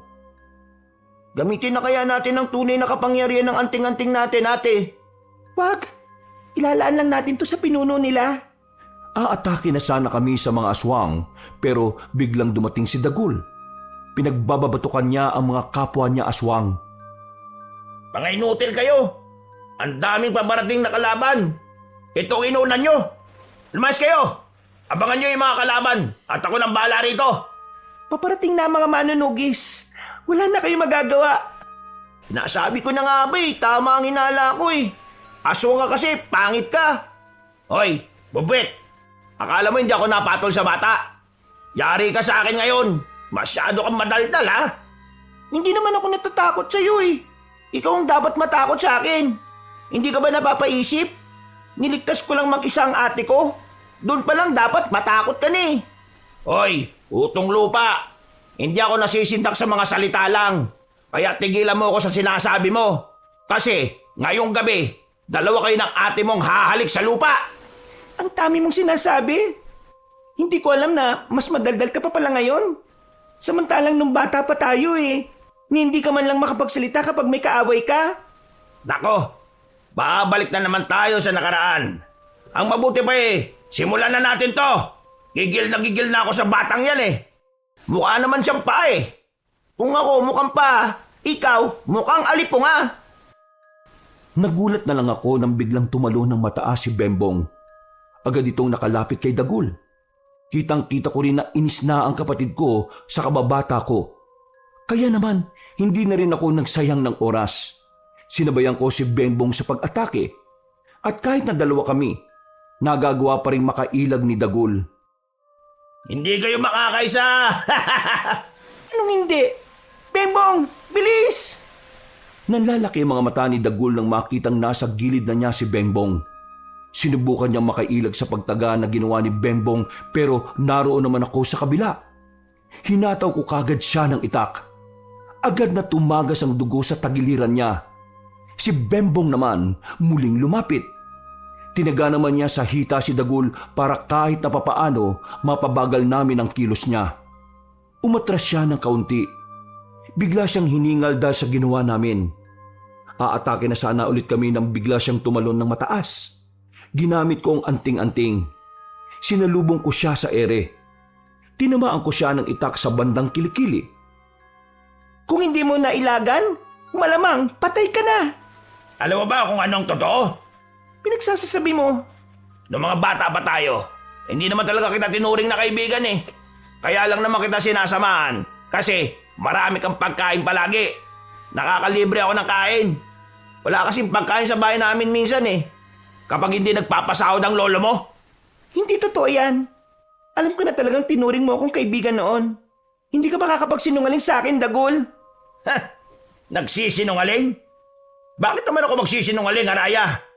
Ito ang totoo. Walang kahit na anong espesyal sa'yo.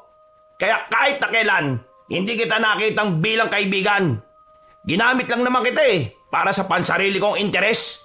Kasi noon pa man, alam kong malabong maging magkaibigan ng isang dukha at ang isang mayaman na kagaya mo. Walang alaga sa akin ang lahat ng alaala na meron tayong dalawa.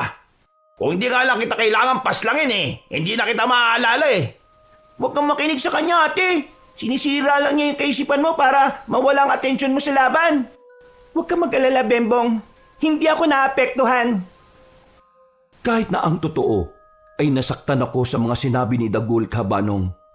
Pinilit ko na lamang na maging manhid. Pumorma na ako at muling humarap sa kababata ko. Maigpit ang hawak ko sa itak. Ako na mismo ang nagpatuloy ng laban. Magkakasunod na hagupit ng itak ang ginawa ko. Kahit na may tama na si Dagul, ay nagagawa pa rin niyang makaiwas. Maya-maya pa, nagkaroon ako ng isang pagkakamali. Nakakuha siya ng pagkakataon para makatama sa akin. Tumalsik ako sa lakas ng suntok niya.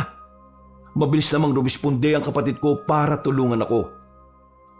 Yan kasi, sabi mo di ka apektado, pero para ka namang wala sa sarili yung matake. Ano? Masakit pa? Nagsisimula pa lang ako. Umanda ka. Sinaktan mo ang ate ko, ha? Bembong, huwag ka masyadong magpapadalos-dalos. Huwag ka mag-alala, ate. Ako nang bahala sa isang to. Ang kulit mo talaga. Ikaw, isang bubit. Lalaban sa pusa. Pupusa ka. Ako naman, Leon. Ababa! Agad akong tumayo. Pipigilan ko sana si Bembong pero mabilis na siyang nakalapit kay Dagul. Pinaghahagupit niya yun ng kanyang espada. Ilang beses niya ring tinamaan pero parang hindi naman tinatablan. Tumatawa-tawa pa yun na parabang wala lang sa kanya ang ginagawa ng kapatid ko. Maya-maya lang, naramdaman kong parang may iba pang naroon bukod sa amin. Mabilis kong kinuha si Bembong at dumistansya. Bakit, ate? Nandiyan na si Mang Aduhay. Lumabas siya mula sa dilim. Kampanteng naglalakad palapit sa amin. Nakita ko naman ang kakaibang ngiti ni Dagul na parabang ang dating ng matanda ay ang pag-asa niya. Buti naman dumating ka, mga duway. Nakakahiya ka. Ha? Isa kang malaking kahihiyan sa mga aswang. Hindi mo magawang palaga ng ganyang kalit na bata? Pero, mga duway, dalawa po sila eh. Mag-isa lang kahit na ilan pa yan. Nagpakita ka man lang sana na kahit papaano nakakalabang ka. Pero wala. Tingnan mo yung dalawang kalaban mo. Kakaunti pa lang ang galos. Kung ibang aswang yan, baka pinatay na yung dalawang yan. Pero ikaw ano? Mga duway, malalakas silang dalawa eh. Kahit na yung bata na yan. Impacto sa labanan yan, mga duway. Ang sabihin mo, mahina ka lang talaga. Tinuruan kita kung paano maging malakas. Pero isang musmus lang ang magpapahina sa tuhod mo? Hindi ako musmos. Bata lang ako sa paningin nyo. Pero kayang-kaya ko kayong labanan at paslangin. Hoy bata, ibahin mo ako. Hindi ako kagaya nito na mahina. Pumapatol pa naman ako sa bata. Kaya hindi kita palalampasin. Subukan mo lang saktan ng kapatid ko. Ihatid kita sa tahanan ng mga demonyo. Kung ganun pala, di simulan na natin. Mga duway, labang ko ito. Manahimik ka! Anong karapatan mong angkinin ang isang laban kung hindi mo na ito kayang panindigan? Pero, Tumigil ka na! Nagulat na lang ako sa ginawa ni Mang Aduhay. Humaba kasi ang kuko niya at ibinaon niya sa tiyan ni Dagul. Sumuka agad ng dugo ang kababata ko. At bago siya bumagsak sa lupa, nakita ko pa siyang nakangiti sa akin. Hindi ko alam kung ano ang ibig niyang sabihin sa ngiting yon. Pero nakaramdam ako na matinding kalungkutan. Natagpuan ko na lang ang sarili kong tumutulo ang luha ko. Anong ginawa mo sa kanya? Oh, bakit ka nagagalit dyan? Di ba kalaban niyo ang mga aswang?